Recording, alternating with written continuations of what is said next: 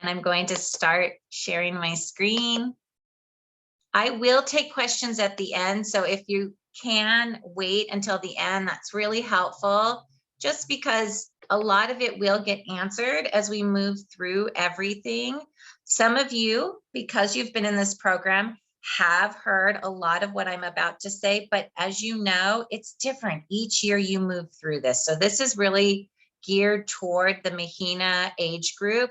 And the reason that we do it at this time of the year is, and we switched that last year, is because this is the time when you're really thinking about what those next steps will look like. And a lot of questions that we get are around TK and how TK is different than kindergarten.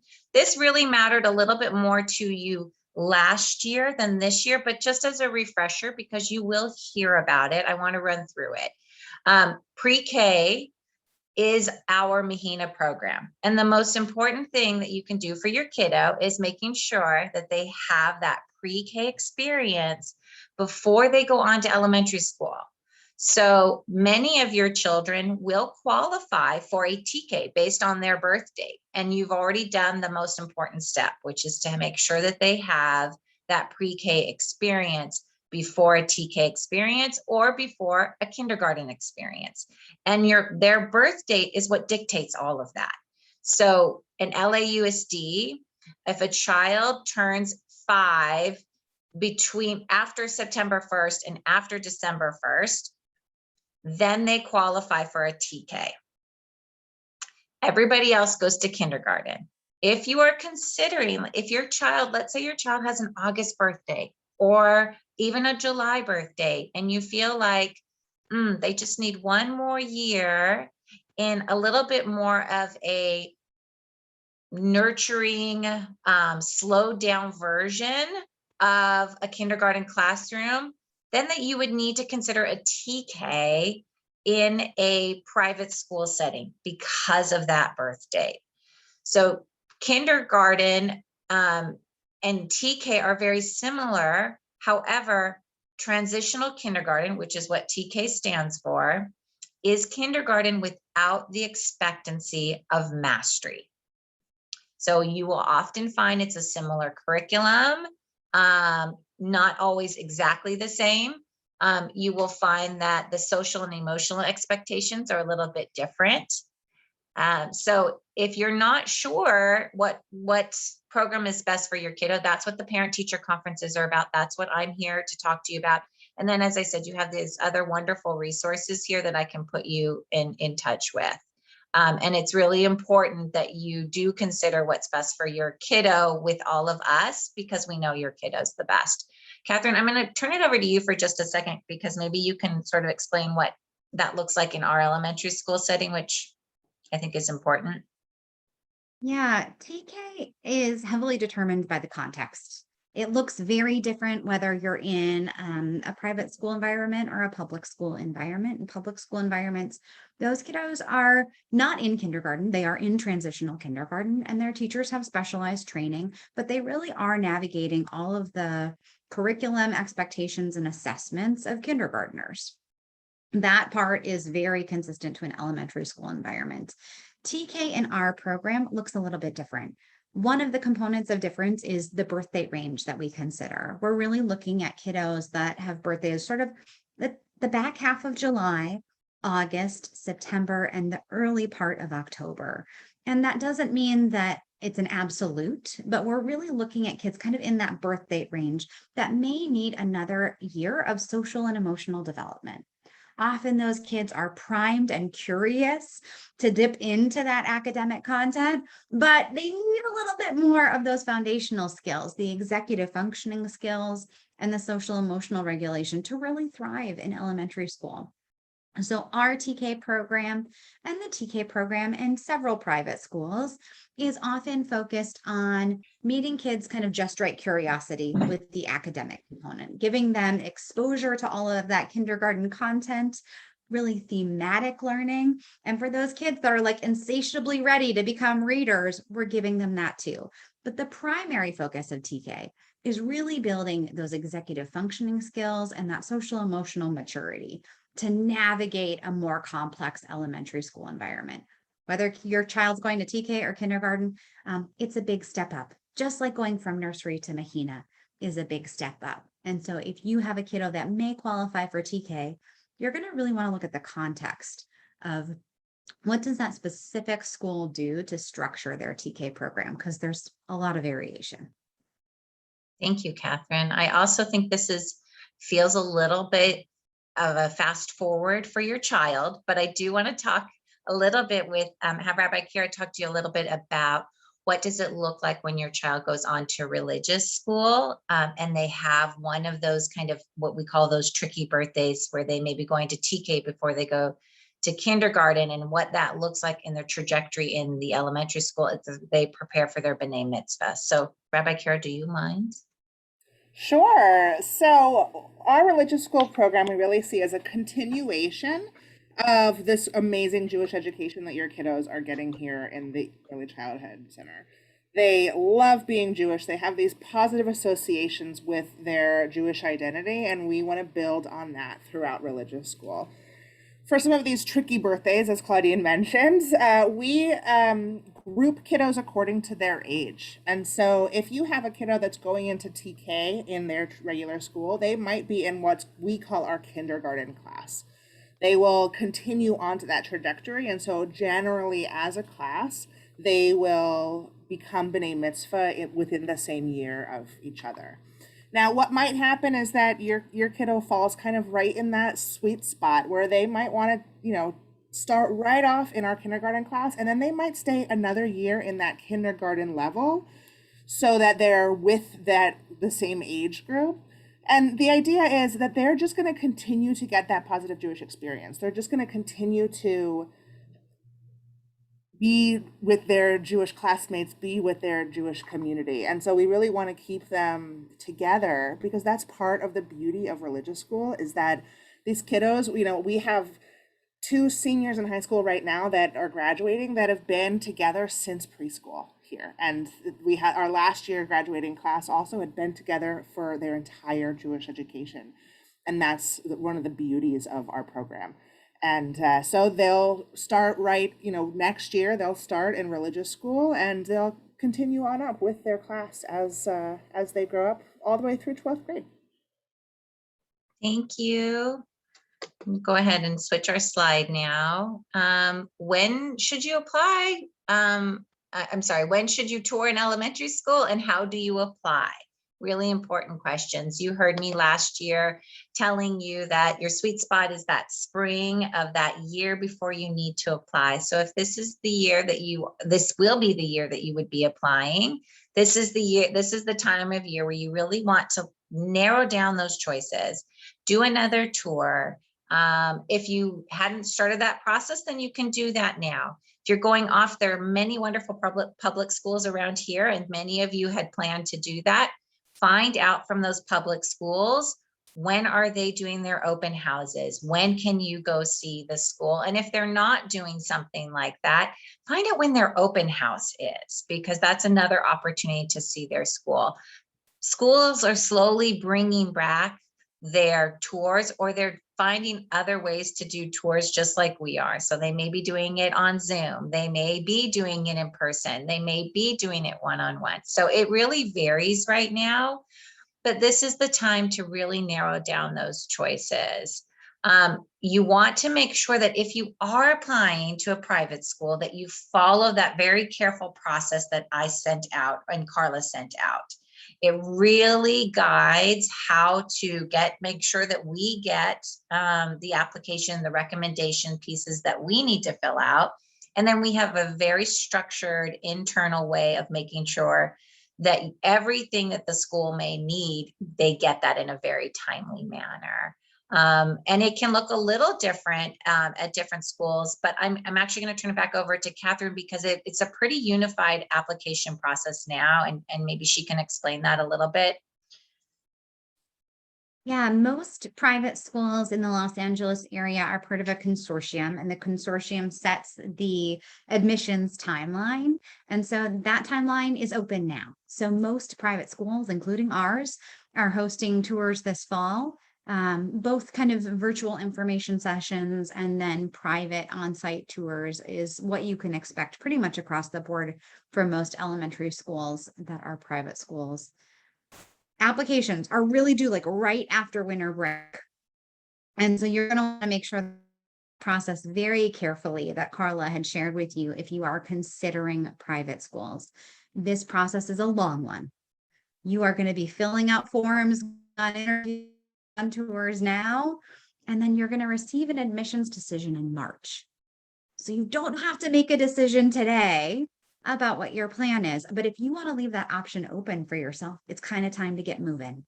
If you are curious about our elementary school program, I would be excited to welcome you to an info session or to host you on campus for a private tour of those spaces. And if you're just curious, if this is your oldest kiddo and you're not really sure what to expect out of a TK or kindergarten environment, I'm happy to welcome you in for that process as well. April Carletto, who's our admissions director, she's going to pop in the chat a link you could use that would help you register for an information session for our school. You are welcome to join us. It's a great place to get acclimated as to what to look for in an elementary school, how some of those basic questions answered. But if you are considering a private school, the time to kind of start getting that going is right now. Yeah, and I will tell you that in the past, so many of our families have joined the tours that are offered here. They have exceptional programs. Many of them, the ones I love and hold very dearly to my heart, because I see how the programs that they have in place here really provide that natural transition into elementary school built on the foundations that we have here.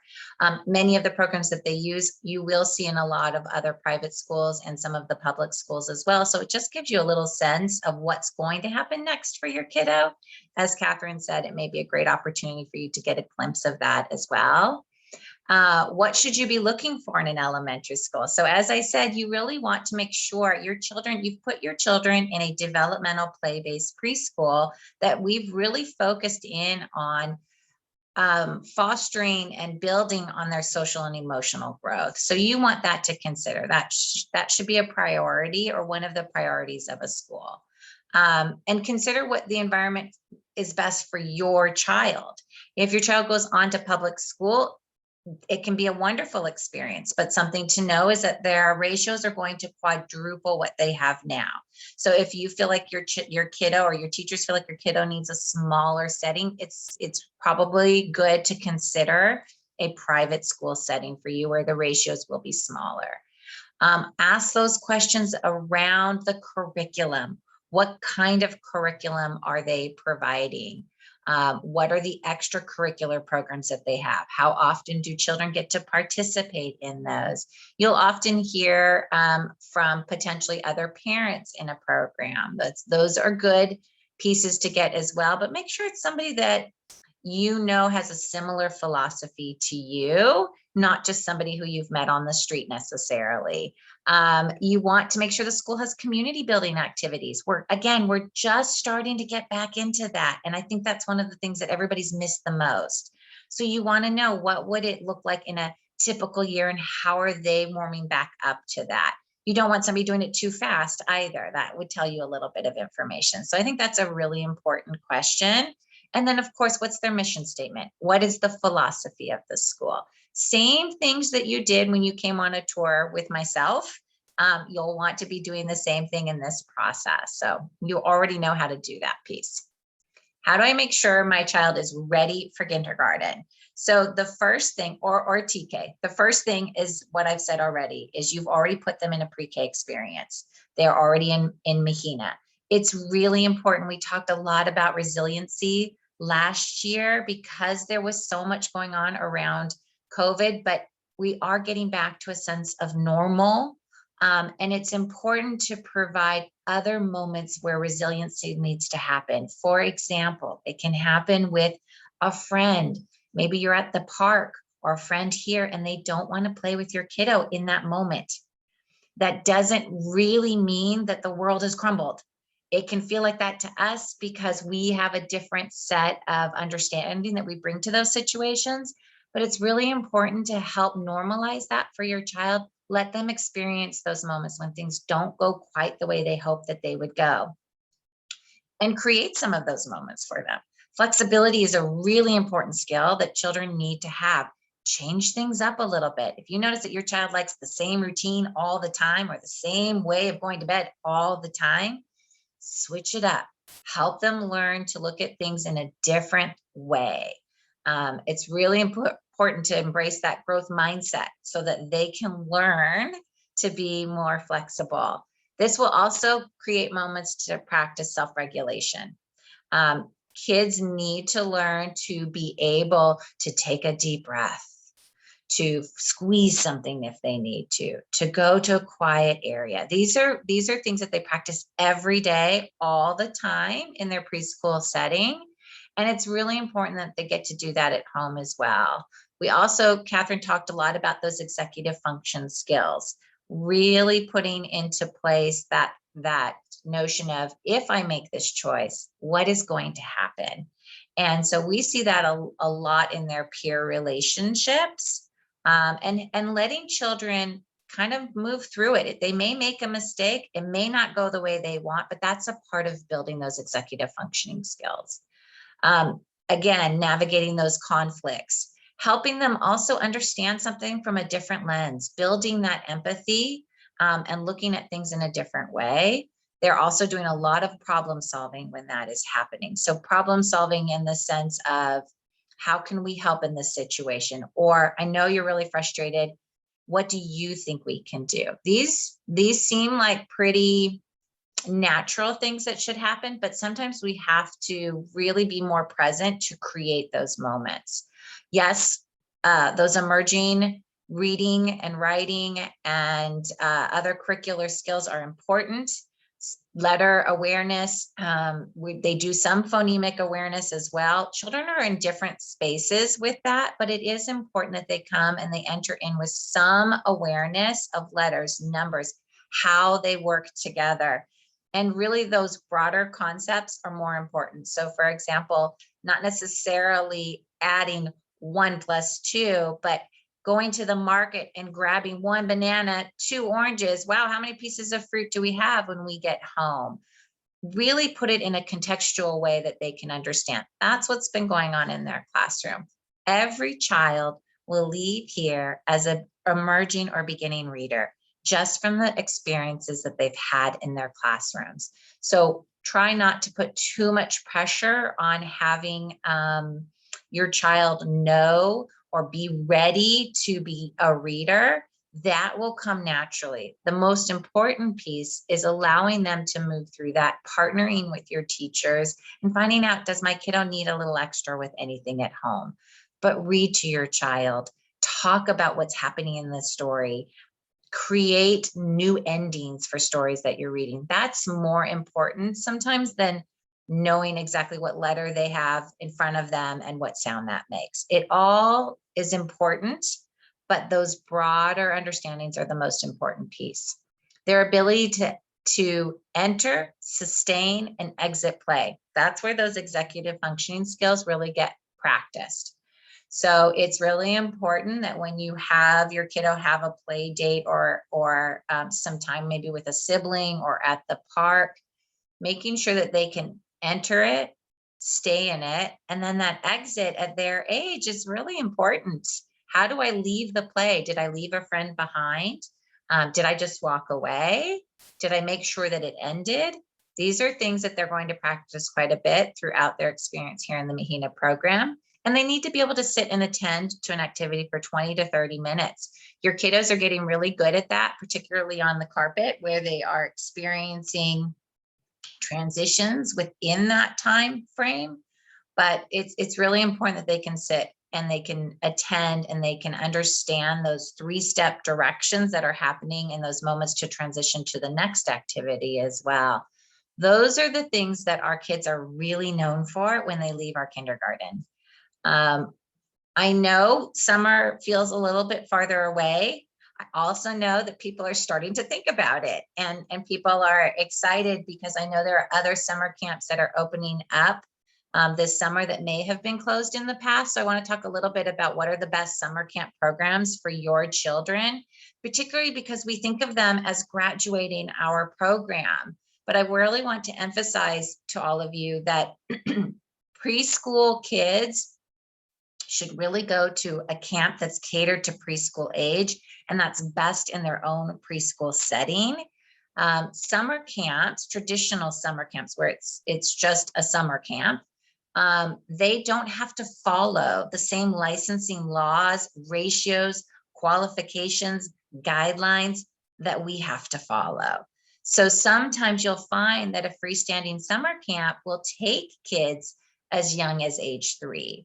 That does not mean it's appropriate to send your child. And a lot of people just don't know that. They just assume that they would have to follow the same guidelines that we have to. So I think it's really important to understand that.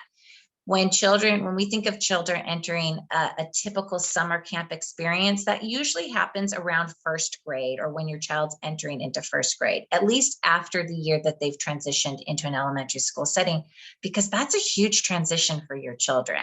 So something to really consider. I'm always available to talk that out, as are your teachers, to find out what's best suited for your child. Camp Simca is the program that we offer here. It's in our elementary school classrooms. It is taught by the elementary school teachers. You will also find that some of our ECE teachers will participate in the instruction piece of Camp Simca. But it is a wonderful transition into what it will look like when they go into a TK or kindergarten classroom. They really focus in on those routines, what the classroom looks like.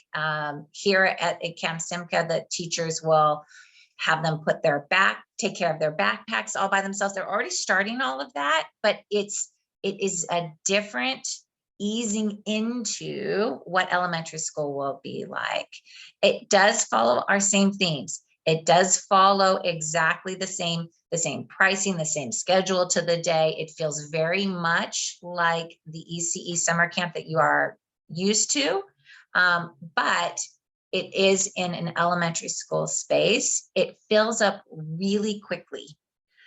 We do have limited space. Last year, we were able to have more space that we were able to utilize on the second floor where the elementary school is located. And we're hoping to be able to do that again this year. So we're hoping to be able to have more space than we have had in the past. Last year was really wonderful.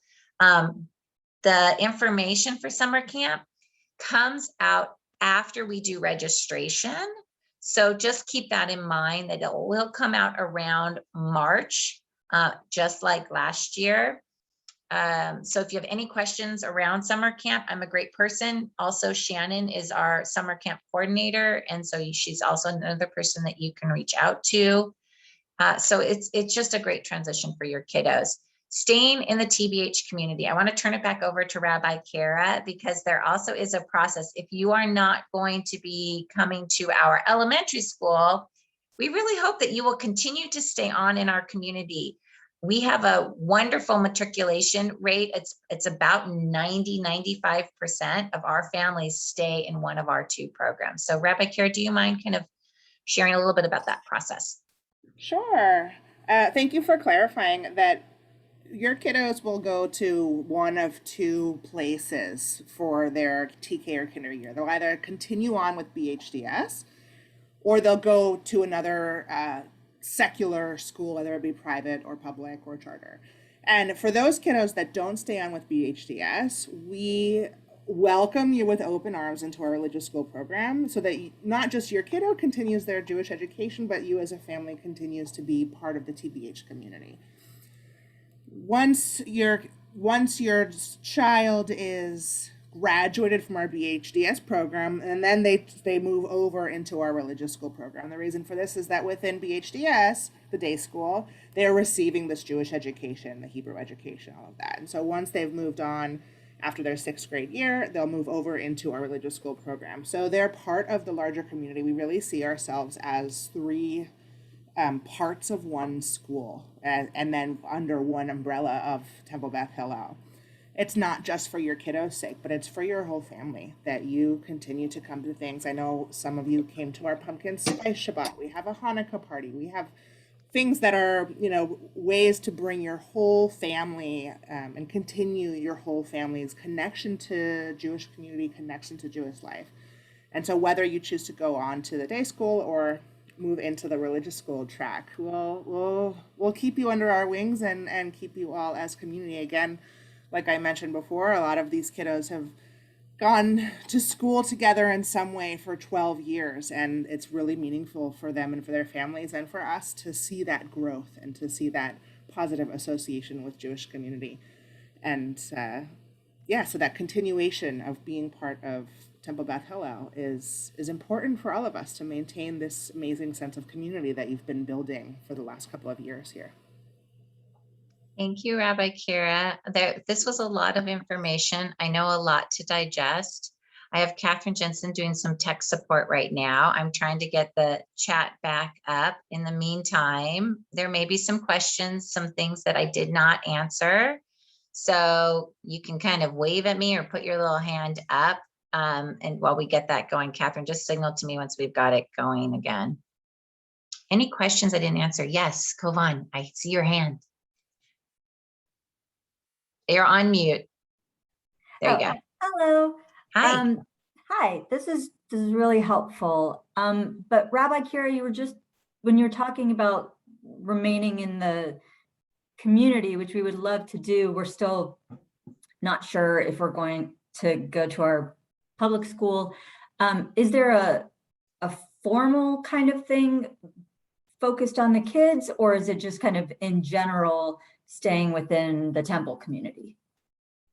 So that's where the religious school program comes in. If you go into a public school or a school other than our day school, you'll enroll your child into the religious school program. They will come one day a week on Sundays for our religious school classes, to be with a lot of their classmates from their class now.